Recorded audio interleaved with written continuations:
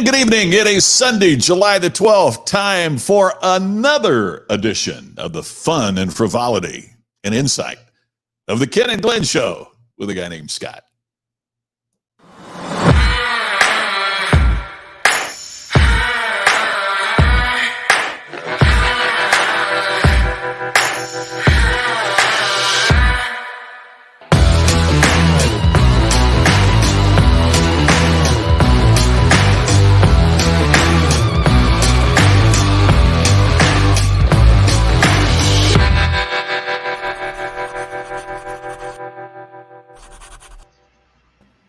And it is time once again to welcome these two distinguished gentlemen who will be leading our conversation for this evening.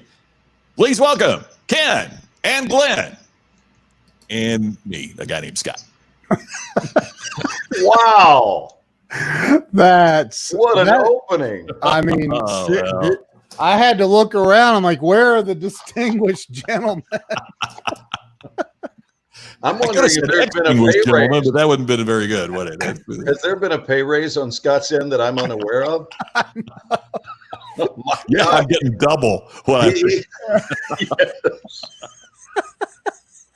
Twice what you made last week. Exactly. I appreciate it. That's so funny. Oh my God. Hey, gentlemen, I've heard of penis envy, but I've never had backdrop envy until this moment at age 61. And I'm looking, you guys are all over the world, and I'm here in my office. I'm just hanging out in my crib in New York. That's all. Yeah, and here I am in Hawaii. So we're bad. We're nationwide. We're everywhere. So. Oh my God. I can't deal with this.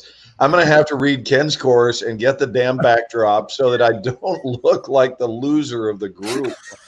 My God, this is awful. Well, there's more Shower. He's an internationally known film and television star just sitting there in his house. God. Oh. I gotta go. I'll see you guys. Hey, we've proven we can do it without you one week. You took once. The numbers were way down. What did you say? The numbers were down that week? I don't know. I didn't even look. I may have looked. Didn't even look. Yeah. We're buying that. Hey, this is day 8 of hair growth. Day 8. Right. So we're kind of back. You can see the beard is what it needs to be for the resident. Yep. And I've got the fuzz going. So anyway, the cue ball look is definitely behind me now. But that was fun. It's probably the only time in my life I'll ever do it. But Scott, your idea of Daddy Warbucks really spun my propeller. So, oh, that's funny. It's a hard knock life. Hey, Scott, everybody's asking about Tammy. How's Tammy doing? She doing well? Doing better? She's not doing any worse. She's not doing any better either, but at least it's it's not getting any worse. I tell you, what do you say? It's fatigue is difficult. But she's hanging in there, and if nothing else, it's gotten me in shape from carrying food and trays up the flight of steps. So there is a residual benefit to this. But she's hanging in there. But I appreciate everybody's concern. I mentioned on my Daily Distinction show that we took a test on Tuesday, and we still don't have the results. Which, to me, is just unbelievable. And here she's dealt with this. I mean, she hasn't been out of bed for the week. I mean, she's been absolutely flat on her back for a week. And, wow. It's how are you? You're feeling okay, right? So far, so good. I mean, there's no guarantee. There's no. I mean, but it's kind of crazy to mask up to go in to bring your wife, food, and she's masked up, and so I've just opened the door and set stuff down and. Run. It's a crazy way to live, but having so much worse. My heart just goes out to those families that there was one night that she was really having trouble breathing, and I was, wondering, would we go to the hospital? What's the thing? And you kind of get scared that if you do go, then you don't see anybody anymore until who knows when, because you're not like, I wouldn't be allowed to accompany her into the hospital. I wouldn't.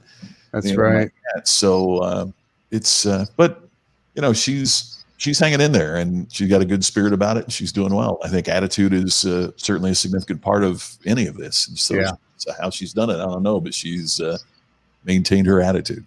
So wow, that's beautiful. Thank you. Wow. And really, attitude is largely what our topic is tonight. And I was sharing, Ken and I did a whole attitude thing this week, Scott. I don't know if you saw it online. I heard about it. I haven't seen the whole thing yet. Well, you're going to see it because I want Ken to play it. Oh right God! now, because it will serve as a ramp into. Can you cue it up, brother? I can. It will serve as a ramp into our discussion tonight about attitude. And Ken talks a lot on his show about the value and significance of positivity is the word that he used. So we decided to refer to ourselves as the Positivity Brothers, and just say things that were really incredibly positive, and in fact, ridiculously so, and wind up turning it into a comedy. And we had a lot of fun writing it, and even more fun doing it. But the writing session was quite entertaining, frankly, to get online with each other and trade some thoughts back and forth, and then bring it to to an audience. That was a lot of fun. But one of the things that I wanted to delve into, and this again is so in sync with what you discussed, Scott, on your program, is I don't know that this notion of right and wrong, although yes, to be real clear for our guests, I do believe that there are things that are right in life and things that are wrong. So this does not mean I don't believe in right and wrong. I also believe in the concept of good and bad. However, when it comes to making adjustments in our behavior and in the choices we make, there is something that I have used with great success, and I've been teaching it for years, which is to get away from the right or wrong, good or bad opinionitis about it, and instead see it from a much more objective point of view, which simply asks this question: does this work? Does it work or does it not? Because if it's workable, it's probably because it is right. Mm. It's probably because it is good. And that's why it works. But when we really look at the things that don't belong in our lives, what determines, for me, this is just my opinion, but what determines workability is what are this particular behavior's long-term projections, right? Is this sustainable? Mm-hmm. If I continue thinking this way, and it's interesting that you mentioned a word here, Carrie, shame. It's interesting that when we come from that modality of right or wrong, good or bad, if we come up with it's wrong and it's bad, the next door over is shame and guilt and remorse and all of those things. When I think if we just sensibly look at something and say, this is workable, this works, this approach works in my life, and then also look at what has failed you endlessly, time and time again. Scott, on this week's show, you spoke about the definition of insanity, being to continue endlessly trying the same thing over and over again, expecting a different result. And this is what I'm getting to, is if your strategies are failing you and have continued to fail you for a long time, then they simply don't work. Mm-hmm. And that's the self-conversation, not am I being a bad boy, not is this wrong? It simply doesn't work. So, for example, being ugly to people, I agree that it's wrong and it's bad, but mainly I would agree that it just doesn't work. That doesn't produce favorable long-term projections. Anyway, that's my thought. Did you find the Positivity Brothers? I did. Can we take a look? I'm not sure I want to. Oh, well then I'm kidding. A simple no would suffice. I'm kidding. I'm kidding. Glenn, let's go with no. I'm gonna play it from my YouTube channel. And I'd like to ask everybody watching right now to please share this out. That would be really awesome of you to share this out. I know Ernest has already shared it like 6 times. So thank you for that, Ernest, and anyone else who shared this out. So I'm going to play this from my YouTube channel. And let me make sure I have this set. Let's do this. Now let's kind of, Are you going to set it up a little bit? Yeah, we spent about an hour and a half, maybe longer, working on this, writing it. I had no freaking clue what I was doing, so I was just following Glenn's lead. You did great. I literally did. And it's the very first time in my life that I've had to memorize lines.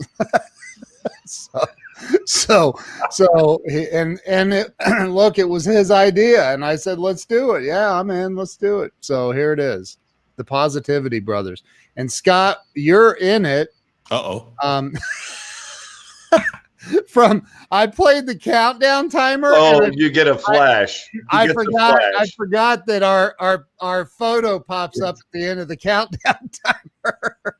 I was like, Scott's like, don't associate me with this. What are you doing? My attorney will be in touch for using name and likeness. But that's hang on, let's play this.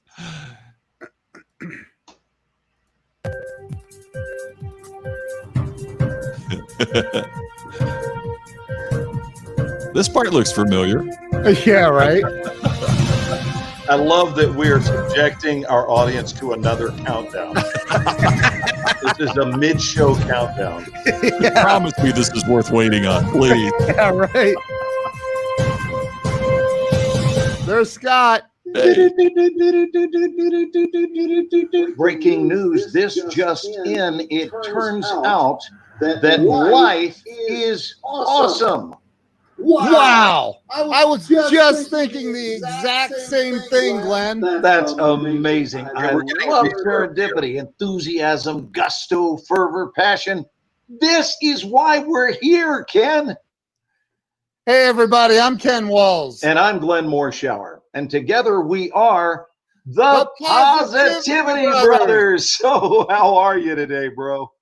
I am fan-freaking-tastic. How about yourself? You know, I gotta be honest with you. I am Tom T-rific himself. I think that phenomenal is the word that best describes where I'm at. I love that. You care to share with me why? You know, I'm pretty sure it all began this morning when I sprung out of bed and promptly stubbed my toe. And instead of getting upset about it and writhing around in pain, I thought to myself, hey, at least I have a toe to stub. You know, speaking of toes to stub, I was at the podiatrist's office today, and I heard this dude complaining about how the price of gas has suddenly skyrocketed. He didn't. He did. And I thought, wait a minute, dude. You have a fully functioning car. Oh, what an ungrateful bastard. He truly is. Hey, speaking of gas, were we speaking of gas? Yeah. Well, speaking of gas, I stopped at 7-Eleven today to fill up my tank. And just to kind of take a trip down memory lane, I went inside and ordered a big Slurpee, the largest one they had. And I forgot about, you remember when we were kids, the brain freeze? It's been years. Last time I had one of these, I was 10 years old. So I got one, but instead of being all pissed off, I thought to myself, hey, at least I'm leaving the store with this complimentary strawberry stain on my face. That's some pretty smart thinking, Glenn. You know, speaking of smart thinking, the other night, my wife got really upset with me because I didn't take the trash out. Jill? No, my other wife. Yes, Jill. And look, I said, hey, woman, I think it's awesome that you also have the physical ability to remove the rubbish yourself. So we held hands and we looked deeply into each other's eyes. And Glenn, we shared a beautiful moment. And then I watched as she did as she was told. Now that's a great love story, Ken. Thanks, Glenn. You know, brother, you are such an inspiration to this world. I really am, dude. Thanks for noticing. Yeah, I read your recent book, Embracing Humility. I think it's a masterpiece. I noticed you also wrote your own foreword. And the reviews as well. Of course you did. Hey, brother, last night I was at Starbucks, and the barista that behind the counter told me that my latte and my cheese Danish was going to be $12.34. Well, I paid for it with a smile on my face, knowing that I was fattening an already rich person's wallet. What a blessing, Ken. Isn't it wonderful to serve others?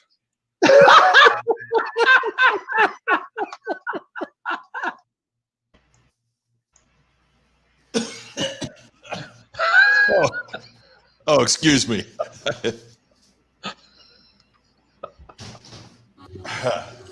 Oh my God.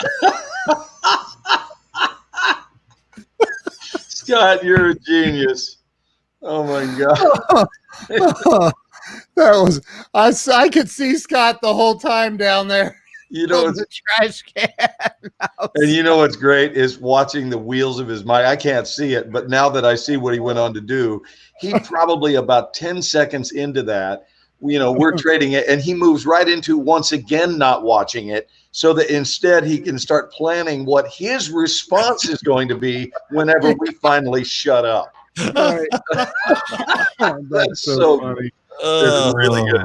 Well, Carrie Lynn's she's second guessing her decision of sharing this out. Oh, that's funny. Oh Lord. Yep. Brian's got it right here too. Yeah. Yep. It's the karma. I mean, you know, it's that's so funny. Let me do a couple of shout outs. Hello, Joan, Anton. Hello, Cindy. We love seeing you here with us every week. Brian Hess, Frank Ingram. Oh my God. Who else is with us? Weldon Whitehurst. You know, life, I'll bet you that Weldon was at my birth. I just have this feeling that when I was born, Weldon was also there, and I just didn't know it. But he's always with us. Who else is with us? Scott Ricard is here. Doug. Hello, Doug. Ernest, one of the original supporters of this program. The beloved Joe Ingram. How can we go wrong there? So many. Karen Toddy. Yeah, name some more people. Susan. She's with us from Virginia Beach tonight. A lot of great people. Scott Ricard. Scott's a good guy. Yep. Scott has known Scott for 50 years. For real? I remember that. Yep. Larry Schneider has a freaking watch party going on with us. That's awesome. I love that Agnes Torres is saying goodnight already. We're like not 10 minutes. What are we, 10 minutes into the show? 15? She's over it. She's done. She's in Puerto Rico. That's just she's working on her English, I think. I think it's just a warm greeting. It's like saying good evening. Yeah. It's not an official good night. I'm out of here, but we hope not. I guess we're going to interpret it in a way that favors us. Because we have a great attitude. Exactly. Well, that's right. So what are we talking about? I was just talking about attitude and making decisions based on. Now, see, I already can't remember when I was explaining to you guys. This wasn't that pre-show. It wasn't on the show, right? About the right and wrong, the good and the bad, or did I do that on the show? Yeah, you talked about that already, and I thought that was really profound. I love that. I mean, you know, it's kind of interesting, isn't it? A lot of folks make fun of Dr. Phil saying, "How's that working for you?" But it's a great line. I mean, it's brilliant because it gets to your point, Glenn. I mean, that's what people will continually do things that don't work for them. And sadly, in many instances, Scott, never have worked. Now, you mentioned about clothing. I'm just praising Scott here. Give me a second, Ken. Okay. He mentioned this week, and I've become such an avid fan of your show. Well, thank you. He mentioned this week about he doesn't keep a drawer filled with his college bell bottoms, right? Because they had their function, and they played a role in his life. And I'm sure he's grateful to both pants and every experience he's been through, every relationship. He's grateful to everything that has played its part in his evolutionary walk through life. But not only do we not want to hang on to everything, for those of you hoarders out there, you need to know this much. It's important for your emotional, for your psychological, for your spiritual health to know that many things that come into your life need to be released. And my grandfather taught it to me this way, and there's no punchline coming here, gentlemen. He said this to me, and he's, he typical Texas accent. He said, Glenn, here's the deal.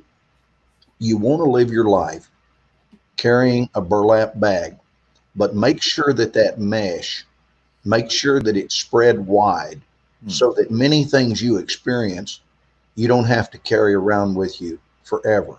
You can experience them being in your bag, and then when it's time, they'll fall out of the bottom. The reason things need to fall out is so that you can continue to move forward. Otherwise, my dear grandson, your bag gets too heavy and it'll bring your life to a halt. Great advice. He told me that when I was a little boy, and I to this day see the value of it. That we need to move on, and I thought that you illustrated it great, referencing your bell bottoms. So. Oh, thanks, Ken. You were jumping in there. You disagree? Me? Well, you're going whoa, whoa, whoa. No, I have a devil's advocate view on it. Let me translate devil's advocate. Like Scott said, you were getting ready to disagree. No, I do agree. For example, I used to drink a lot, and so, it took many years of doing the same thing over and over again until I finally discovered that I was actually insane. But let me point out some examples from history, and Scott, being the history buff, specifically presidential history buff, he could probably point out others. I'll give you an example of a presidential example that Scott will be able to expand on. Oh no, you're going to hit Scott with a presidential fact? No. I'm hitting Scott with a presidential tidbit in hopes that he will expand on the actual facts, because I may not know them, but I know that historically Abraham Lincoln was looked at as a lunatic because he kept trying over and over and over again to get elected, and he kept failing. How many times did he run? It depends on what office. He won the presidency in his only try, but I mean, he was defeated for Congress. He was defeated for Senate. He was defeated for state legislature. He was, defeated continuously. Yeah. So, and Thomas Edison, his first shot at inventing the light bulb, when everybody thought, by the way, he was absolutely out of his friggin' mind. How many times and I've heard, of course, every speaker I've ever heard reference that says he failed 1,000 times, but then I've heard other people say that, it was more, whatever. He failed a lot of times, correct? Absolutely. Well, not in his mind, though, because in his mind, each one of those was not a failure. It was him discovering yet another way to not invent the light bulb. And he used some of those failures he used to invent other things that he's like, oh, it doesn't work for the light bulb, but it'll work for this. So my point is it's not all. I think that there's a lot of people that try something. For example, one of the things I talk a lot about, Glenn, you do too, Scott, you do as well, and that is, embracing and pursuing something that you're really passionate about, your gift, whatever that is, right? Scott, had you never pursued speaking, then it would be like, dude, what? Like, you have this unbelievable gift. Why would you not be a speaker? Like, it just seems perfect. But yet, had you not tried, I don't think that you probably, the first time you got on stage, I don't think you, maybe it was just magical from that day forward. No. Oh, thank goodness nobody sees that, I mean, or I'm sure, Glenn has performances that you don't want in the time capsule either. I mean, it's, and that's one of the challenges that I have with the subject of passion. I believe it's important, but I know people that are passionately incompetent. Amen. I agree. Right. It's not, it is a factor, but I also have, and Ken, you've seen this as well, and Glenn too. I mean, these folks that say, follow your passion and follow the, well, the answer to me is it depends. Yeah. I mean, there has to be a level of skill. Good grief. I mean, I see it in speaking. Ken, you see it with people doing live streaming. Glenn, you see it in acting and performing.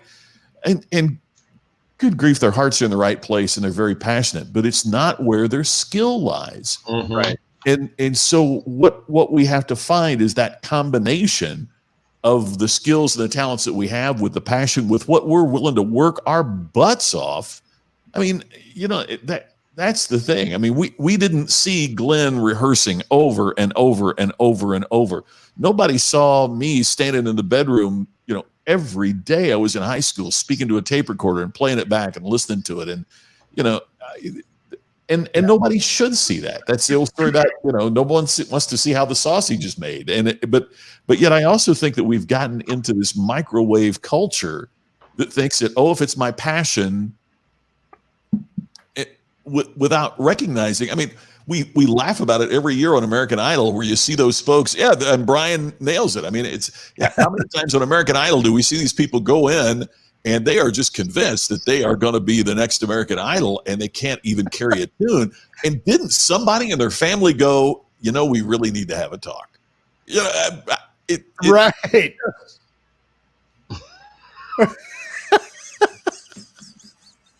I'm sorry, maybe one of the greatest examples ever.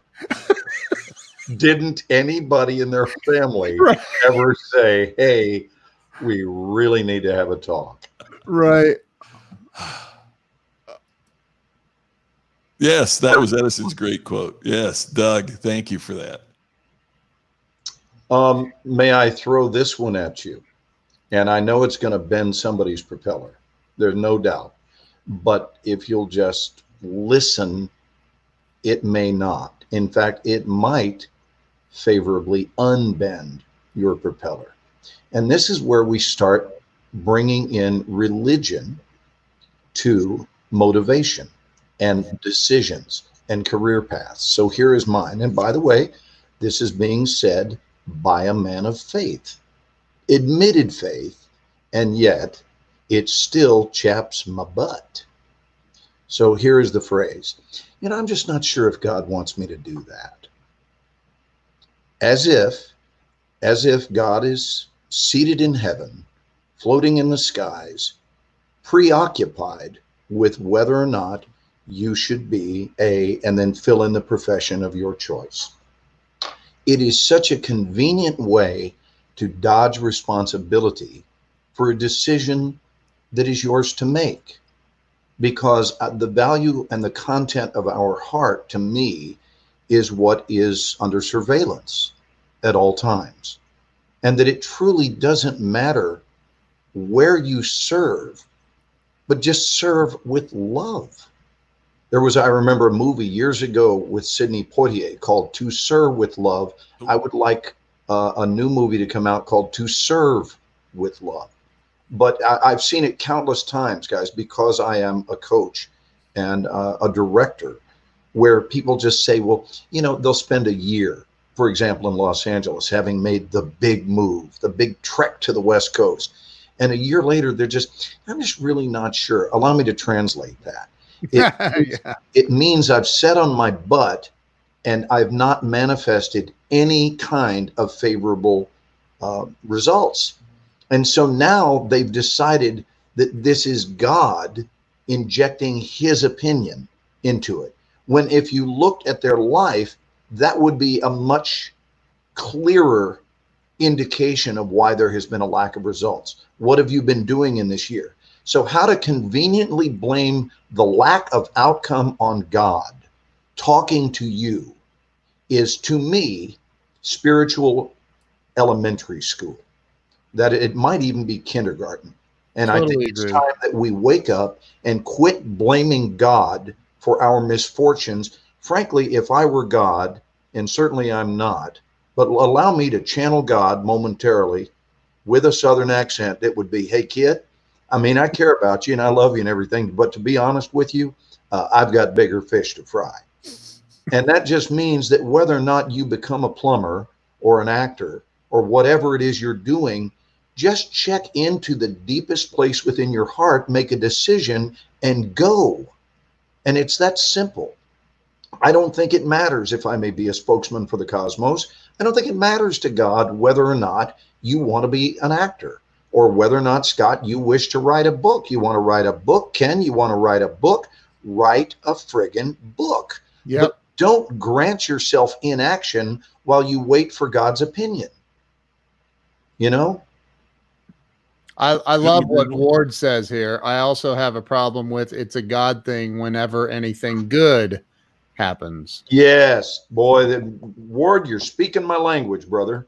Ward is my neighbor. He lives right here on the same block in Dallas, and we're buds.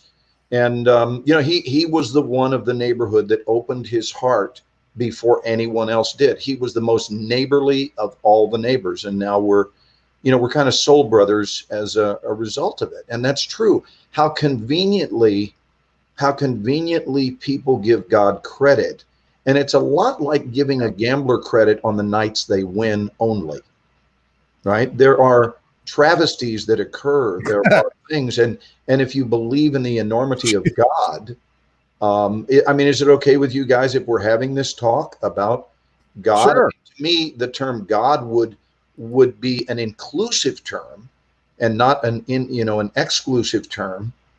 And that would include the good, the bad, the highs, the lows, the easies, the toughs, the difficults, it's all there. And so we even had people during this tornado stretch, and boy, you see it with every time we have some sort of big earthquake thing or tornadoes. We had people that were interviewed right here in Texas. We had big tornadoes in the Dallas area in October. And there were people saying, we just prayed about it, and we just knew that our home was going to be spared. I want to tell you something. I'm going to look right into the camera to say this. That is arrogance. That is arrogance, and it is ignorance, because what about the people who live right across the street, which happened with my mother? My mom's house was safe. The people across the street, their home was destroyed. This would suggest that somehow my mother has a hotline to God, like the red line that protects her home, and the other people clearly were not religious enough or spiritual enough. It's insanity. Here's the reality. Difficult things happen to very religious people on a regular basis around the globe at all times. So your faith does not mean, because I got to tell you, the storm system didn't get the memo. The storm system wasn't sent an email declaring your specialness. So, churches are ripped up by tornadoes. Ashrams, mosques, synagogues, they don't have an exemption card from Mother Nature. And so realizing that that's simply the way it occurred. That tornado cut right between where my mother lives and where we live. We live 4 minutes apart by car. And this massive tornado ripped right between us. No damage to us on our block, no damage to her, but in between, there's some horrific evidence of that tornado having been there. Now, does this mean anything other than that we were incredibly fortunate? No, it doesn't. We were incredibly fortunate. But how dare me talk about whether it just, Ward, I just want to tell you, this is a discussion you and I will have privately. Maybe it was just God testing your faith. Yes, and there's that one. There's this old-time humorist from San Marcos, Texas, Dr. Charlie Jarvis. He was a dentist that spoke in the area of San Marcos and then the San Antonio and Austin. And then it just kept, because he was hilarious. And it's an old joke, but it's a joke he told about the new minister that moves to San Marcos, Texas. And he gets out and he's driving around. He's going to recruit some farmers to come to church. And he sees this farmer out in his field. So he pulls his car over and he flags down the farmer, and the farmer pulls the tractor up and he jumps over the fence and introduces himself as the new pastor of the First Baptist Church of this small community. And he said, just want to tell you what a beautiful farm, that beautiful fields that you and the Lord have here together. And the farmer says, yeah, you should have seen it when God had it all to himself.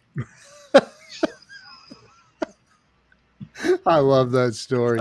It's an old story, but I love it. Right? I mean, it's the work that we do that makes the difference. Hey, Scott, I love the story. I love the way you tell it. May I make one word adjustment? Please. Can I teach you how to say it Texas style? I don't know if you can do that or not. No, because you do it well. You start doing that accent. So we don't say Marcos. It's Marcus. Marcus, San Marcos, Texas. Yeah. Yes. Yeah. It's when somebody lives down there, they live in San Marcos. Well, and I grew up 30 miles from, and Ken, do you know this? How do you properly pronounce the capital of Kentucky? Is it Louisville or Louisville? Neither.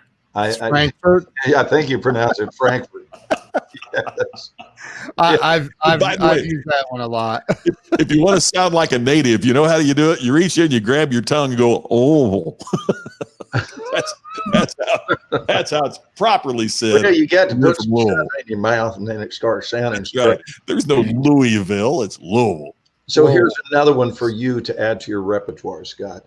Good old boy and his buddy were in his pickup truck. He hadn't been home in a long time, and his hometown is right here in Texas, and it's spelled Mexia.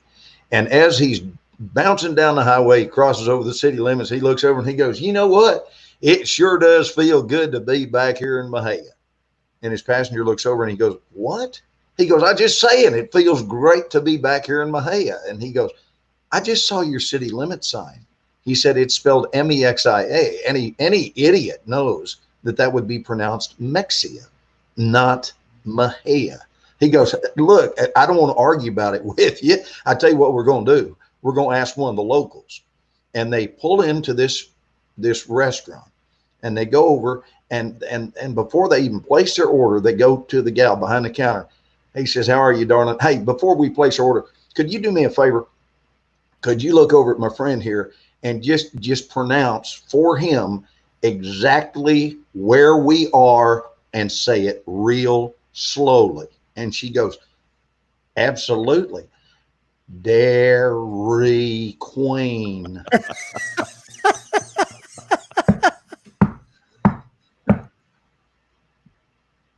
I got the triple knock. Oh, that's funny. The triple knock, is that?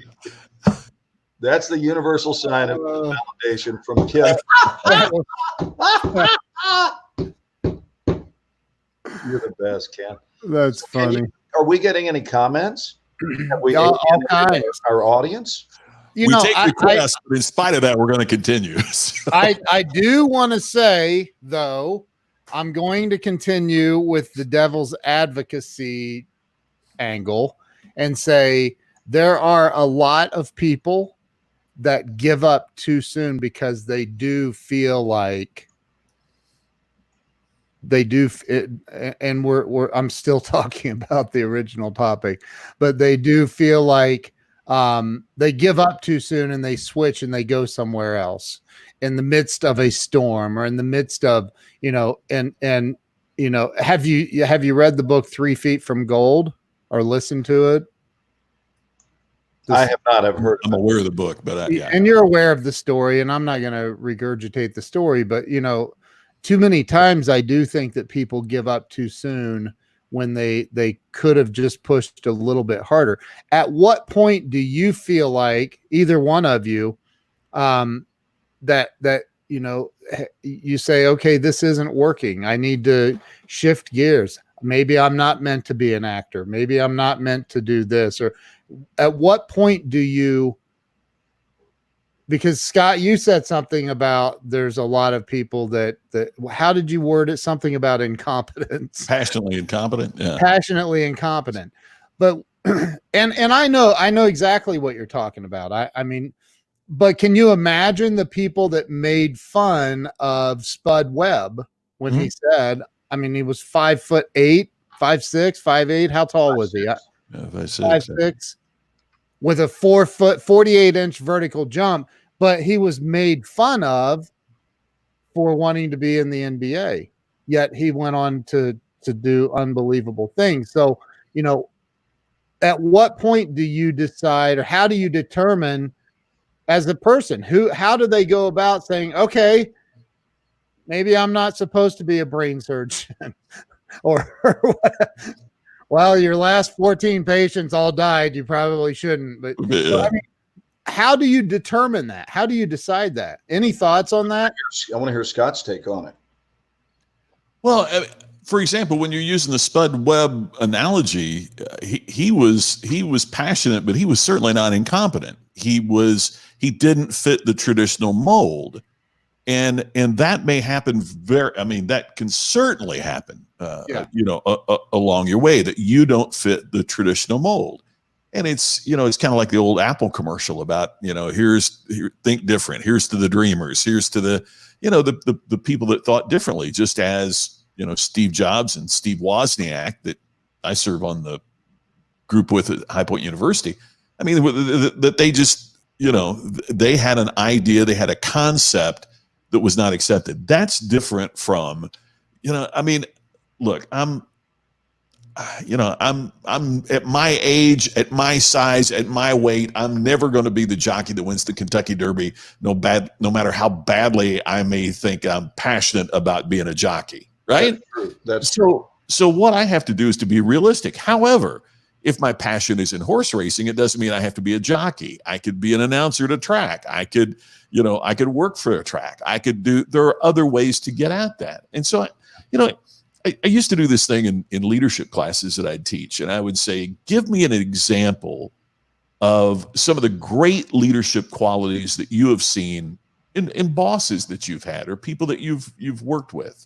And I'll get out the flip chart and we'll do a list, and it never fails. Somebody will say, we want a leader that is confident, and we want a leader that makes decisions. So you write all that down. Okay, so we stop. Then we do something. And then I come back. Hey, let's do the flip side of the coin here. Let's make a list of all of the things that you see that are wrong in leaders. What are some of the worst qualities of leadership that you've ever seen? Oh, we hate autocratic leaders that, they're dictators. Okay, so you write that down. Oh, we hate conceited arrogance in our leaders. Okay, so you write that down. And then, okay, so we said the one's the positive, one's the negative. Those are the opposites, right? And everybody go, yeah, of course. No, they're not. Arrogance and conceit is not the opposite of confidence. It's taking a positive quality and extending it too far. You want a leader that's decisive, but yet you don't want a leader that's a dictator. Well, what's the difference? It's taking a positive quality and extending it too far. And so it's that fine line.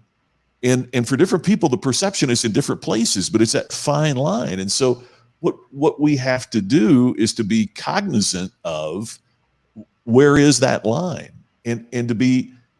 One of the things that I've found so many times in people that can't pick that out is this lack of self-awareness. And if there's anything I think we all need to go to work on, all of us need to go to work on, is just being a little more self-aware.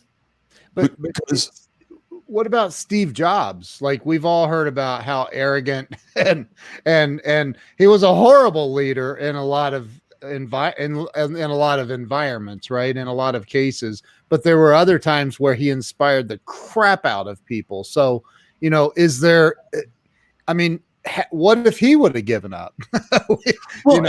I think when you really analyze Steve Jobs, for one thing, would he work? Would he work in a, could he have been the CEO of Walmart? No, absolutely not. He had to create and control the environment that was around him. But I think he was self-aware enough to realize that that was it. I mean, when he got kicked out of Apple, and how humiliating to be fired from the company you founded, right? It really was a story for him, to understand, which is why, by the way, when he came back to Apple, the first thing that he did was eliminate a number of the product lines, because he had learned through that experience. So, Steve Jobs is not a person personally that I think any of us would want to go have a beer with. He was not that kind of person.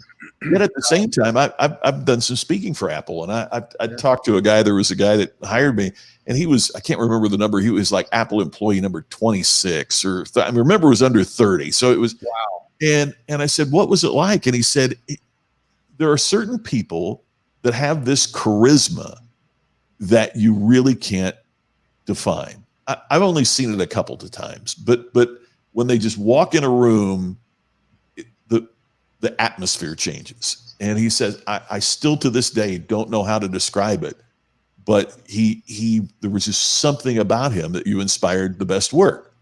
But again, that means he was not the guy that you want to be the CEO of Walmart, right? That's a different. So it's also knowing, where do your talents and where do your, abilities stay, being self-aware enough. And you said, Ken, I mean, if I hadn't have been a speaker, well, I would like to think if I would have gotten into politics, or if I would have gotten into acting, or if I would devoted as much time and energy to something else in that field, but right. Hey, you don't want me to be an engineer. You don't want me to be the rocket scientist or the things blowing up on the pad. Heck with the details. Just start it up. I mean, that's just fired up. Yeah, I'm not that guy. And I think that awareness also is that where your weaknesses are. Yeah. And the having weaknesses doesn't make you a bad person. It makes you a person. It makes you a human being, because we all have them. And I'll off on another tangent for a minute, but there's some really interesting research by the Gallup organization, and it said the crux of it is what we've been taught as kids is, you look at your strengths and you look at your weaknesses. Oh, we need to work on our weaknesses to be better. And what the research suggests is what we're better at doing is working on our strengths. Sure, making our strengths even more, right? Yeah. And the analogy they use is, if somebody is a great baseball hitter, you don't take them on the football field and try to make them a quarterback. You encourage them to be the best hitter they can possibly be. And so that's great. That's what we have to do, is to work harder on our strengths. And Glenn, I'm sure you see this all the time in your classes. No, we do, invariably. I mean, I couldn't agree more that we do need to focus on our strengths, because first of all, bolstering your weaknesses, that stuff largely will not be coming into play anyway. So you working right now on losing enough weight to become a jockey is still not going to put you on a horse in Kentucky. Yeah. You're not going to be in the Derby. So that's just the way that is. So what areas am I able to make a profound difference? And this week, you have a show, Ken, you have a show, Scott, and I don't have a weekly show, but I do a lot of live streams. Yeah. And this week I did a live stream about helping people find a job.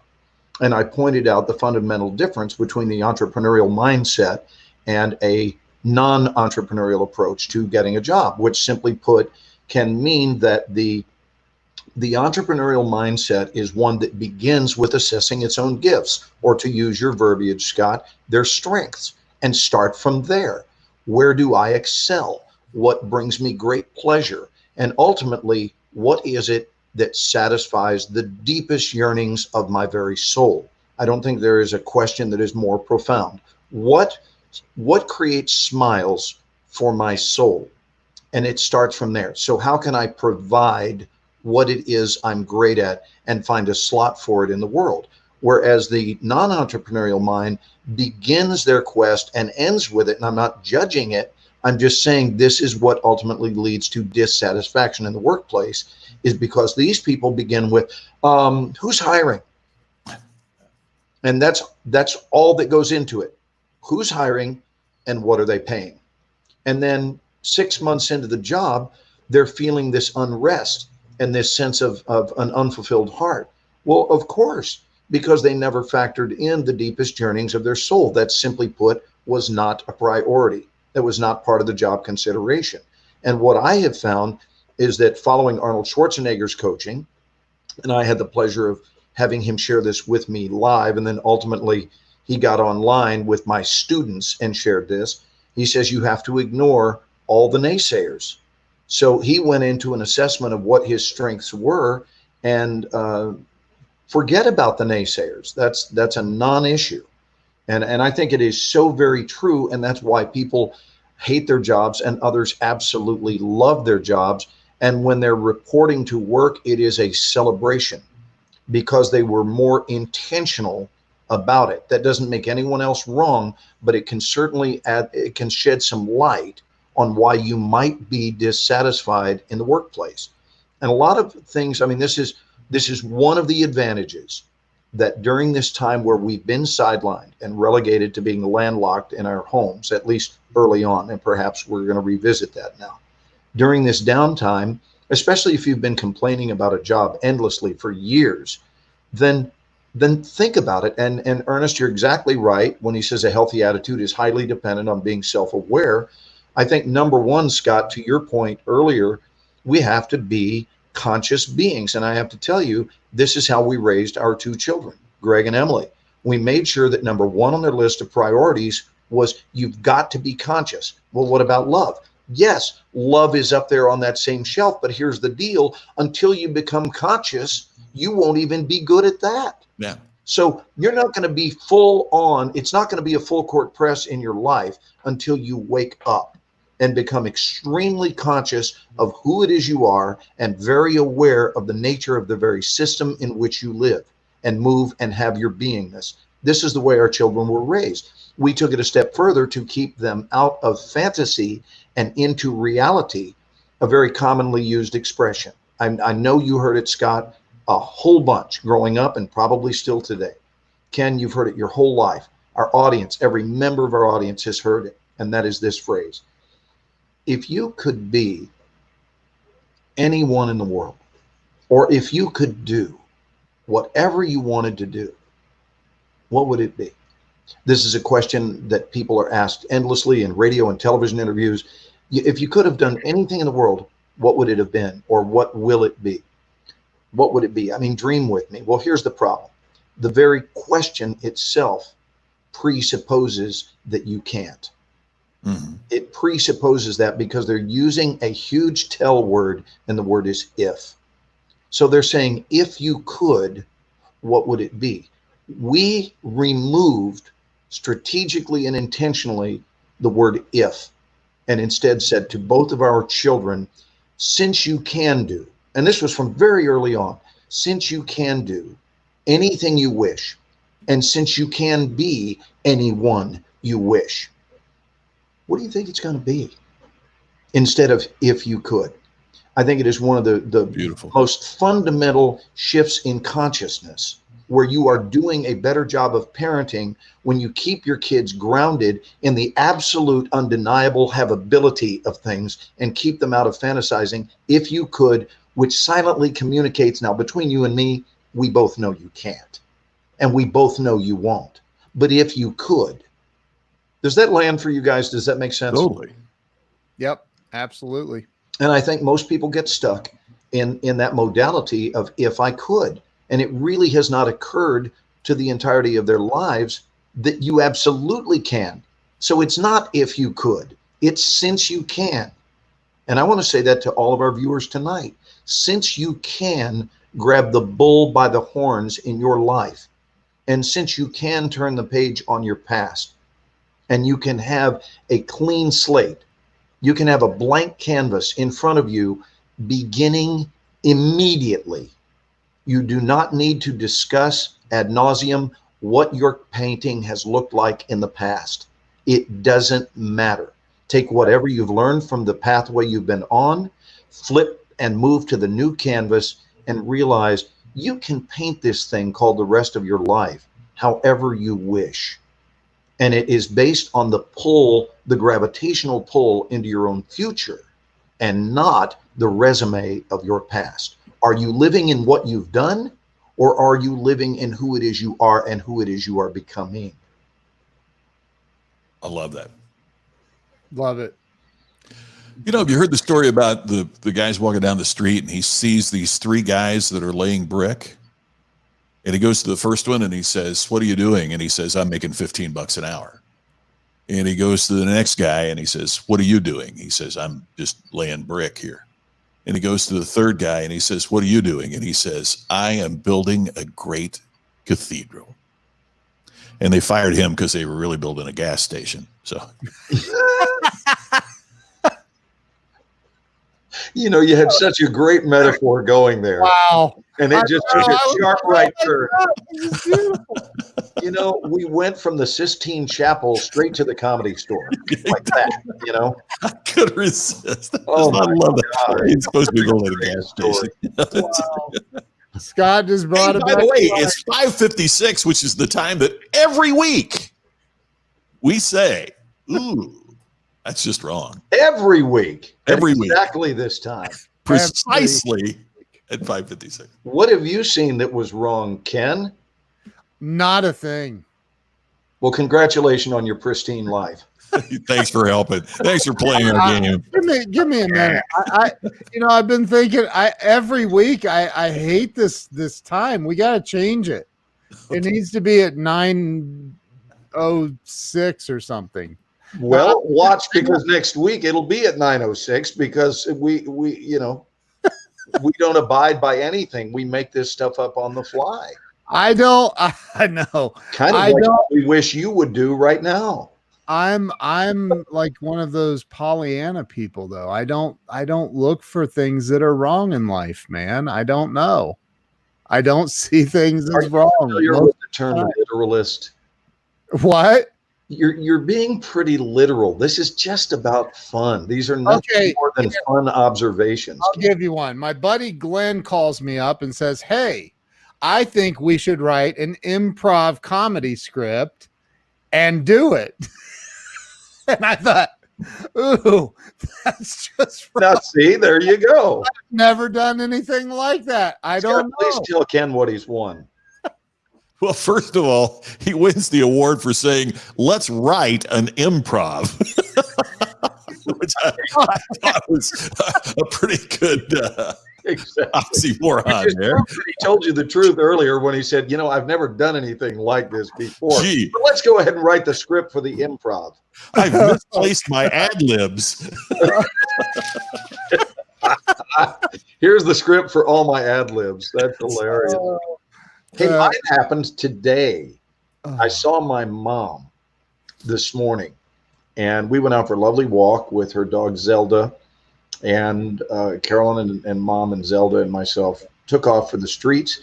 And she said, "So I would like to watch the show later this evening." And I now have a Facebook account. And you've talked a lot about Facebook and so forth, but I have the account. I've gotten started. And she goes, "But I don't think we're friends." And my immediate reaction is, I know what I'm going to talk about tonight, is that moment when your own parent, and not only your own parent, but specifically your mother, because mothers differ in that we were baked inside of them. I emerged from my mother's womb only to, at age 61, have her inform me that, "I don't know if we can do that because we're not friends." So I'm not friends with my own mother. Oh my God. But I said, "Mom, I don't think it's too late for us to become friends. After all, I love you." So anyway, I just thought that was so wrong. That's funny. What you got, Scott? And it's been mentioned before, but I went to the bank and had to go inside to take care of something at the bank wearing a mask. And it just struck me. I mean, never in my life did I think oh, I'm going in the bank, I'd better mask up. Right. It never crossed my mind in my lifetime that I needed to mask up to go into the bank. I just thought that was wrong. I was talking to Kurtwood Smith. You guys know he's our guest in studio on Tuesday night. And for those of you watching tonight or listening to us and watching, Kurtwood Smith played the character of Red in the series, the Fox series, that 70s show. And so we're chatting, talking about what's going to be happening on Tuesday evening. And I told him the same thing, Scott, that about 2 weeks ago, I sent Carolyn in because we like to have cash around, access. I don't like to deal with ATMs and so forth. Yes, that's Kurtwood. Yeah. And so I was busy teaching that day, and she said, would you like me to go get some cash? And I said, please do. And I mean, a substantial amount. And she walked into a bank with a mask, went over to the teller, withdrew a large amount of money, and the police were not phoned. And I had the exact same thought you did. Isn't that crazy? You know? Yeah. It's a crazy world, man. Hey, can we go back to Brian Hess's comment that was up here a little while ago? I got an email yesterday from one of the banks I do business with that said they were announcing that they were reopening most of their locations, and that here are the protocols, and it was like, you know, you have to have a mask on to come in, but you will be greeted at the door by an employee who may ask you to temporarily lower the mask so we can identify you. And I'm thinking, what in the hell is going on? Like, I don't know. I just think. Do you think there might be an inconsistency there? Oh my gosh, it blows me away. So yeah, but anyway, so did you locate Brian's comment? I always tell people that there are things that don't make sense to find a book to show me that will tell them to do what they're doing. If they can't find one, they should probably change their behavior. I can't find it. Brian is a reservoir of information. It's right after Susan's comment, amen. She said, Brian is, there it is. To find a book to show me that will tell them to do what they're doing. If they can't find one, they should probably change their behavior.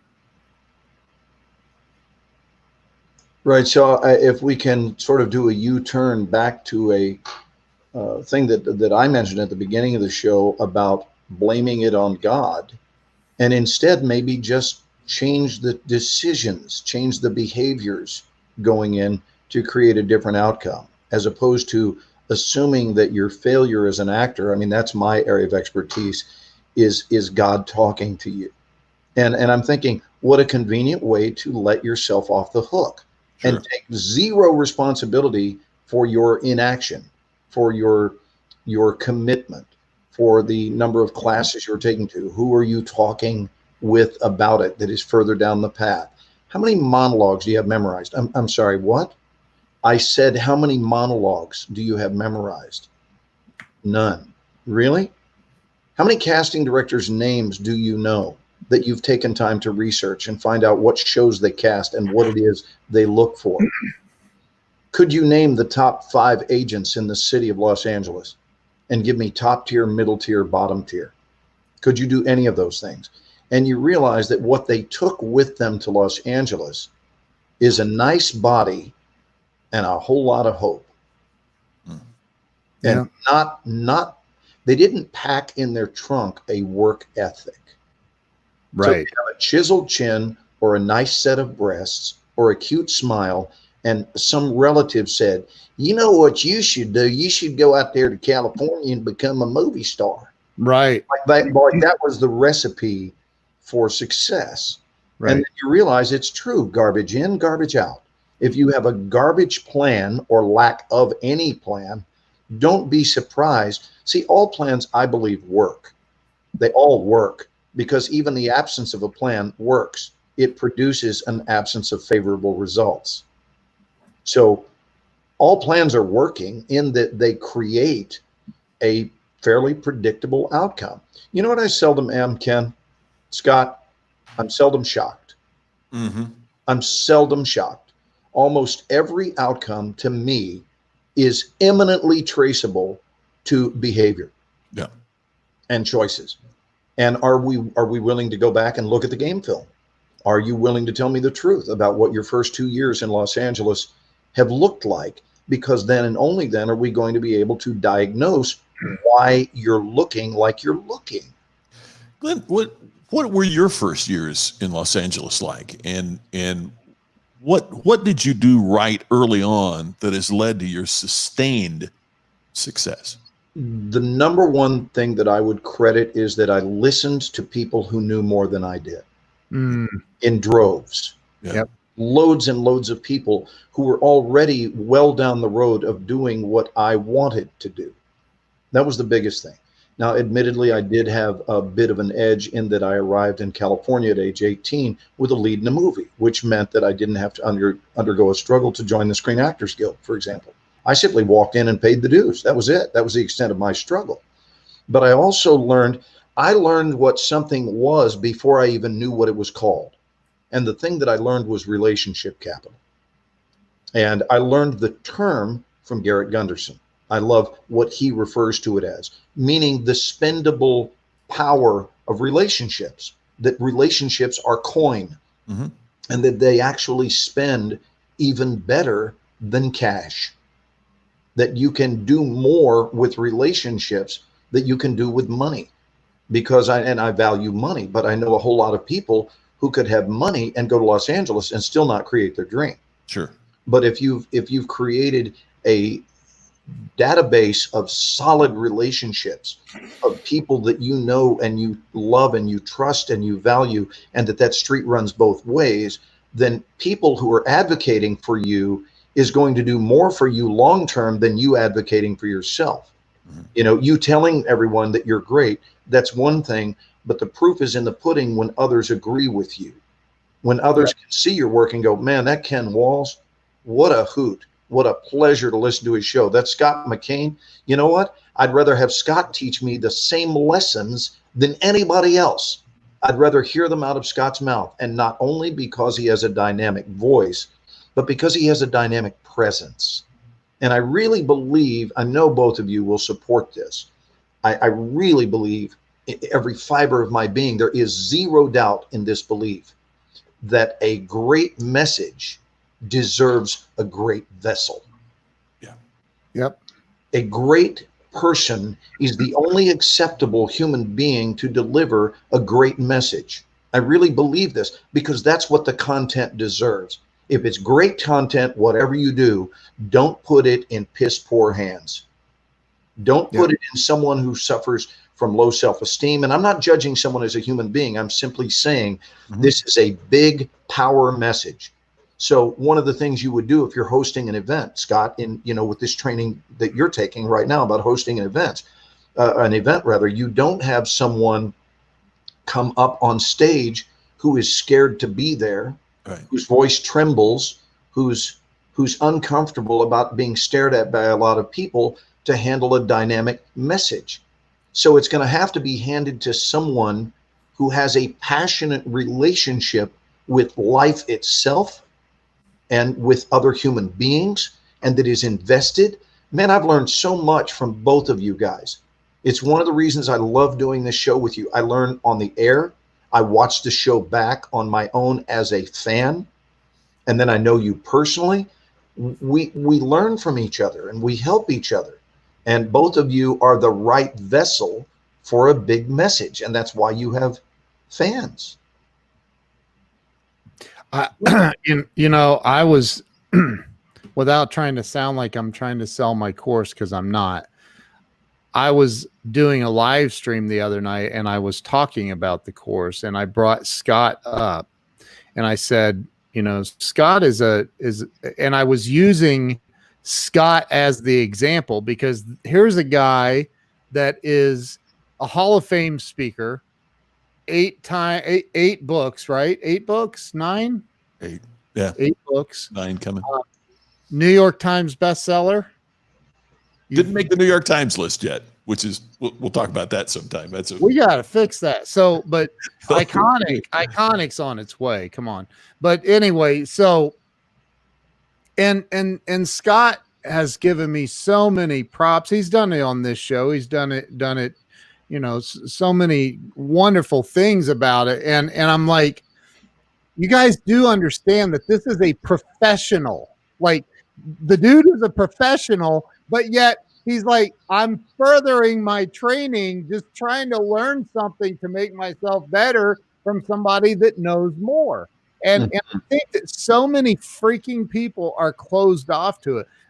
And I'm going to use live streaming as an example, that they'll get on and make a complete ass out of themselves because they don't know what they're doing, but they won't invest in themselves or go out and find the right, you know, and it's like, oh my God, I have invested hundreds of thousands of dollars, if not more, in professional training and coaching and in everything. And people are taking the lazy route through life.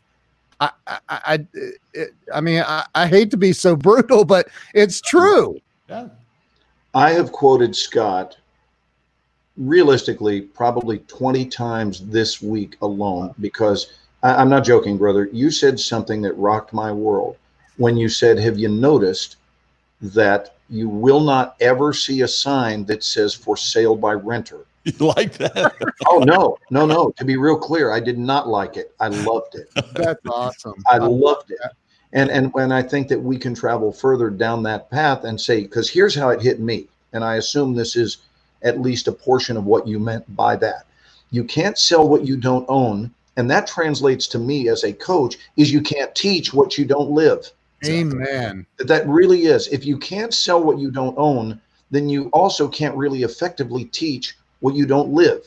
So we have to start at ground zero to have a set of core beliefs that we stand for and we are passionate about. Because I got to tell you, if you don't have passion, I don't wish to study with you. Sure. Whoever you are, one of my prerequisites for being my teacher, or I happen to think anybody's teacher, is you better damn well be passionate. Yeah. You've got to be passionate about what you're teaching, because then people will really, really grasp it. Here's what you must not do. Be a boring fact presenter.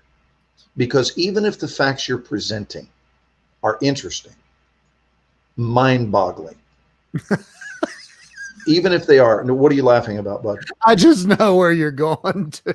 You may not. Okay. You really may not, because I don't even know where I'm going. Well, my brain went there already. No, So but I'm saying, even now I feel derailed because I'm not sure what I was going to say. But you know, just you have to be passionate, because it is your passion as much or more than your facts, because the facts they may forget about. If a week or even 3 weeks or 3 months later, if you said, tell me about the facts Scott delivered, they would be more apt to remember your facts because they were packaged with genuine enthusiasm and passion. And so what they're primarily remembering is your passion.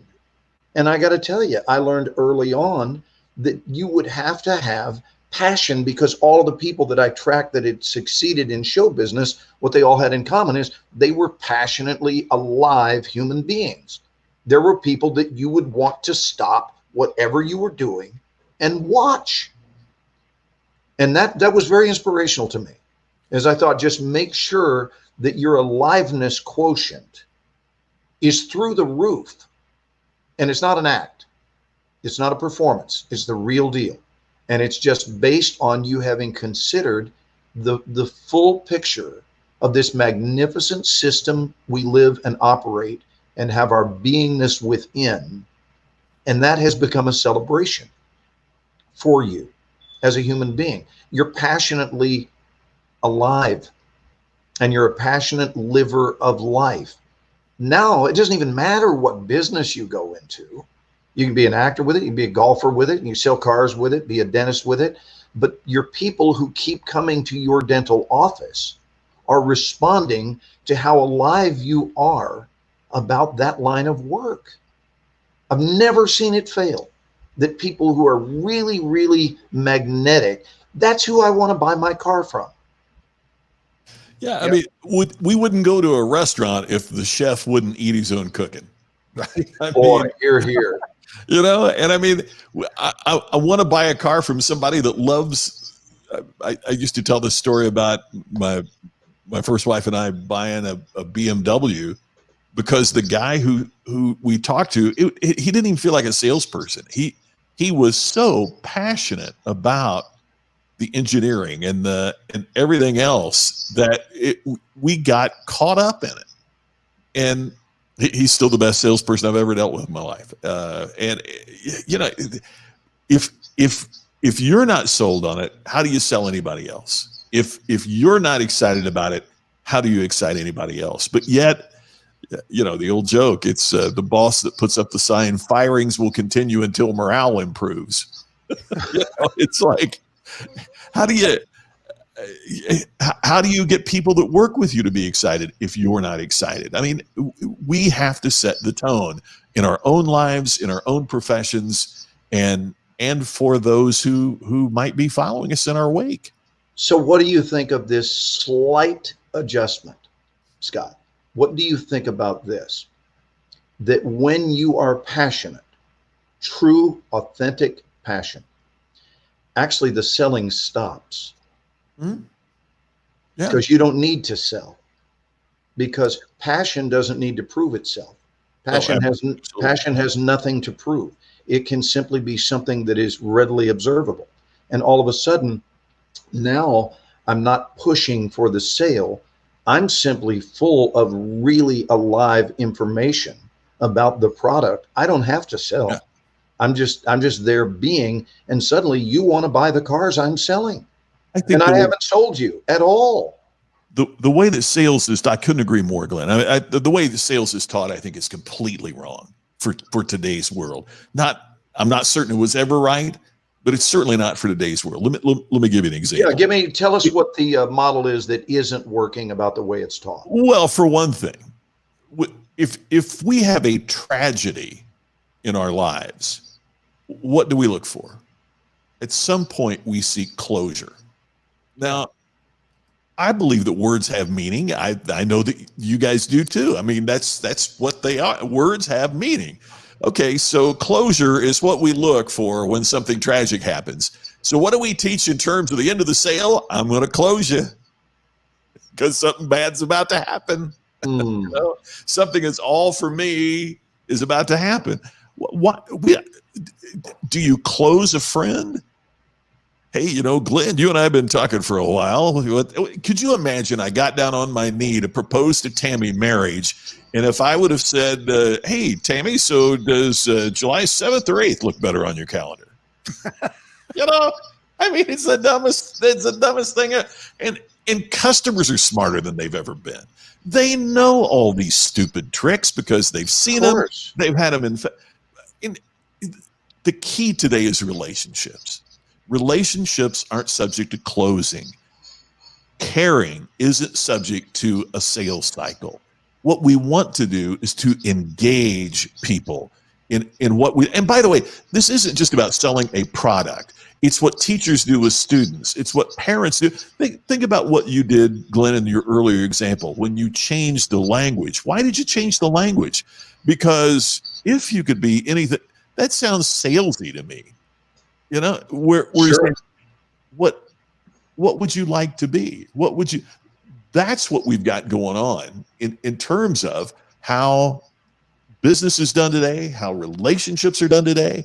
Harvard did a study not long ago, and it was in the Harvard Business Journal, and it said the fundamental change in B2B sales, business to business and business to consumer, is B2B is becoming more like B2C. Because even if you are a corporate executive buying from another corporate executive, you want to have a relationship. You know, you want to feel like they care. Like if something breaks in the middle of the night, you could call. I mean, look at our friendship that's built up. You guys know that if something happened to you, you could call me. I know if something happens to me, I can call you. Why wouldn't we want to feel that way about some place where we're doing thousands of dollars of business? But yet we try to say, I'm sorry, I'm on my soapbox. Well, get up on it, brother. A line I hate. Somebody ought to be punched in the mouth when they say, "Oh, but it's not personal, it's business." Really? Seriously? We say to our employees, we want you to take this personally. We say to our customers, we want you to feel this personally. And then when we're doing something bad to somebody, we say, well, it's not personal, it's just business. No, it's all personal. It's all personal. And when people start thinking that business isn't personal, then they might as well get ready for the scrap heap, because and look what's happening with what's going on in the world today. We are engaging in all this is a different tool. Everybody wants to say everything has changed. No, it hasn't changed. The tools that we use are different now, whether it's Zoom or whether it's this or whatever. But what we want is that engagement. We want to know that people care. We want to know that people have our back. We want to know that the places where we do business have our back. But yet we drill in, here's the 14 methods at which you can persuade somebody to buy. Really? That's called manipulation. That's called short term. You would never use that in a personal relationship. So why would you use it in a business one? Well, there you go. By the way, Tammy is watching. I saw her come on. It said on my phone that because we're friends. Text me. Wait a minute. Isn't that how you proposed? Did she really? She really did. She just. I did the Ben Franklin close. Okay, here's the positives, here's the negative. Oh, look, there's more on the side of the positive. Imagine that. The outcome is you're going to buy. Well, I think, and I've been in sales for 30 some years or so. And I, look, like especially when you've been around and you hear these guys using this stuff, like, I love that word you've been using it 3 weeks in a row. You referred to it as a pile of stuff. Nicely done, bud. Yeah. But I mean, it's like, dude, people know. We all have access to YouTube. We all have access to we've seen it. Like, all you have to Google is sales closes and all of the old school. And I always try to think back to, and I'm going to tie this back to the being aware of oneself. There's a guy named Anthony DeMello that wrote a book. He was a Jesuit priest. He was an amazing guy. He wrote a book called Awareness. And throughout the whole book, he's giving examples of how you might be screwing up your life, or how, you want, and he print it in big, bold letters in the book. He says, "Wake up," with an exclamation point. So, like, people are not awake. People are walking around wearing t-shirts today because it's the cool thing to do that says woke. Like, I'm woke, right? It's like, no, you're not, dude. Or you wouldn't even be, because if you were woke, you wouldn't be wearing the stupid ass t-shirt. Like, you don't need a t-shirt to tell everybody you're woke. If you're woke, you dumbass. So I'm sorry, I'm getting, but it's like, no, that's not, it's like, anyway, I think that people do need to become self-aware. And when when I talk about the meditation that I've done for every day for 17 years, like, that's not because I don't have other things to do. I mean, I'm trying to get a deeper understanding of myself and life and the direction and how to better serve humanity. And so that's where you start to really get woke. Term, but like, right? Am you guys following me? You picking up what I'm putting down? We're with you, brother. Absolutely. So anyway, if you didn't, goofy, I love this. I don't know who Tippin' Dippin' is over on Periscope, but I love some of the comments, and thank you for the I mean, you two were talking, and everybody was like, "Wow, you guys are really preaching tonight." We're preaching tonight. It's good. It's been good. Well, you too, Ken. You jumped on there, so I got to tell you, if you had not been clear with your message just now, Ken, I would have told you what Steve Martin said to John Candy in Planes, Trains, and Automobiles when he Those aren't pillows. When he turned to Del Griffin and said, "Here's a thought. Have a point." Yeah, you know it what makes it so much more interesting for the listeners. It's so much more interesting for the listeners. That movie, Glenn, that may be my favorite. Did you get my favorite? My favorite movie. It's not my favorite. Was that back in your movie review days? Oh yeah, and I was traveling all the time too. So and particularly in the Midwest. So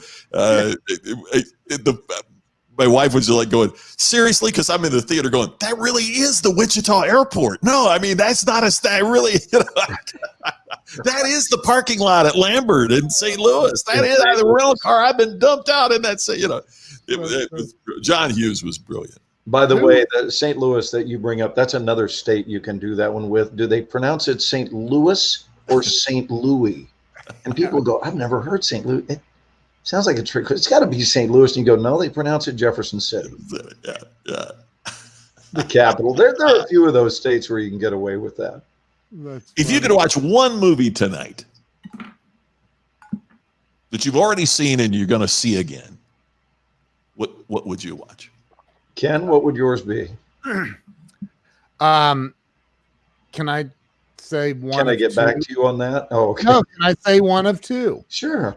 It would be, I could say Transformers since our pal Glenn's been in all of them. Eddie's soldier, Eddie's. No, it would be Planes, Trains, and Automobiles, and I know every single word of that movie. Or the other guys. I freaking love the other guys with Will Ferrell and Mark Wahlberg. It is one of the funniest. It's the funniest movie I think I've ever seen. Well, anything with Will Ferrell is just great. Just great. Yeah. May I tell? If you mention two, I'll mention two. And by the way, Scott, to your question, it has nothing to do with these being my favorite movies. Right. It's just my mood tonight. Yeah. Because my favorite movie, please go on record, is Shawshank Redemption. That is my favorite movie ever. However, tonight I would watch One Flew Over the Cuckoo's Nest. On a double bill, and man, you've never seen these billed together, but this shows you how widely varied my taste is. On a double bill with No Time for Sergeants. Oh, wow, I haven't seen that forever. With Andy Griffith and his buddy Don Knotts made a little guest appearance in it as the psychiatrist. That's how Andy pronounces psychiatrist. He's out there seeing that psychiatrist. Man, I love it. I'm such a fan of creative moments that I absolutely know the actor brought to the piece, and that was not in the writing. Ira Levin originally wrote that play. See, I have information about my area of expertise like you do about the presidents. And I remember performing that. I was so inspired by that movie that I performed it during the finals, the state finals, when I was in high school, and I won the tournament by doing a scene from No Time for Sergeants, where we played. I'm going to do the first 30 seconds of it for you real quickly here. Thank you, members of the Civic Orchestra, for filling in so beautifully. And now our guest speaker has finally arrived, and here he is, Colville's favorite son in uniform. It's Will Stockdale. Thanks. I'm Will Stockdale, and I'm supposed to tell you how I went into the draft. Only I didn't go into the draft neither. See, what it was the draft come out to me. There you go. A little scene from No Time for Sergeants. That is a weird question for you. As we're about out of time, and I'm going to scoot. My dad played guitar, and sometimes it was hard for him to watch other guitar players because he would it took away some of, where I'm just listening to music. Ken, when you watch somebody else's live stream, Glenn, when you see another actor, can you get yourself out of the evaluation mode and just take it for what it is? Or are you, always going, gosh, if that lighting was a little better, or he needs a different mic, or why did they use their body in that? Are you able to separate that and enjoy the performance, or are you so? Ken? It depends. And for me, like Scott, when I watch your show, you've been professionally trained by me. I'm kidding. Yes. No, I'm kidding. I'm still a student. I'm still learning from you. No, but when I watch your show, like, dude, you freaking nail it 100%. Yes, he does. Every time you have nailed it. I watch other people and I can't get past the first few minutes and I bounce because I just can't take it. No, because once you've danced with Scott McCain, it's everything else is going to feel inferior. Hey, Scott just received the compliment because it's true. You make others look pale by comparison. Yeah, that is a truth. Just receive it. Yeah. Ken taught me how to set the camera so that I don't look pale. You are very, very good at what you do. Thank you. You are. So I think that it's for me. No, it's very difficult for me to separate. I'm and I got to point out that you guys, did you see this? The Tippin' Dippin' on Periscope said she found us by chance. I said she. That's so cool. It might not be a she. It could be a he, but ICU nurse who's from St. Louis. Look at that. So let me ask Tippin' Dippin' a question. You said you found us by chance. Can you shed some more light on that? What does that mean? You were just on Facebook and someone, did anyone say, hey, look at this? I'm curious what by chance means. On Periscope. She just saw our stream out there on Periscope or Twitter and hopped on. So thank you. We do this every Sunday evening at 8 p.m. Eastern, 7 Central, 5 p.m. Pacific time. We're in 3 locations. Ken is in Ohio, I'm in Texas, and Scott is in Nevada. And yet we look like we're in a studio. I'm sorry. Let me rephrase that. I'm in a boring office in Dallas. Ken is in his prestige suite in Manhattan. Yes. Penthouse. And Scott is in Kauai, where his home is a sprawling 9-bedroom home that sits on top of a mountain overlooking the blue Pacific Ocean. And I've got a little turtle pond out in my backyard.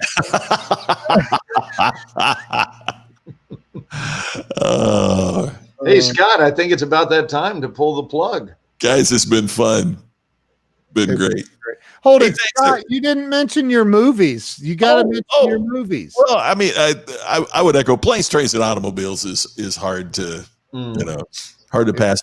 And I've mentioned before, I'm stupid when it comes to Tombstone. If I'm flipping channels and Tombstone is on, I'm done. There's so many actors in that movie that I like. It's also the story of friendship, which I really like. It's one of my faves. And when I was reviewing movies, everybody was talking about, Tombstone was going to be coming, but man, the real movie's coming. It's Wyatt Earp. It's, it had the bigger cast and the bigger budget and Tombstone just told the story. It's just, I dig it. Oh, thanks, Weldon. Wow. I really appreciate it. I want to close tonight's show by saying that I want to express heartfelt thanks and a warm welcome to my new friend as of today, my own mother, who I became friends with on Facebook today. And Mom, I love you. Thank you for watching. That's awesome. Awesome. Well, everybody, we'll take it home. Thank you again for watching another week of the Ken and Glenn Show with a guy named Scott. We'll see you right back here next week, same time, for the next edition of the Ken and Glenn Show with a guy named Scott. Good night. See you guys.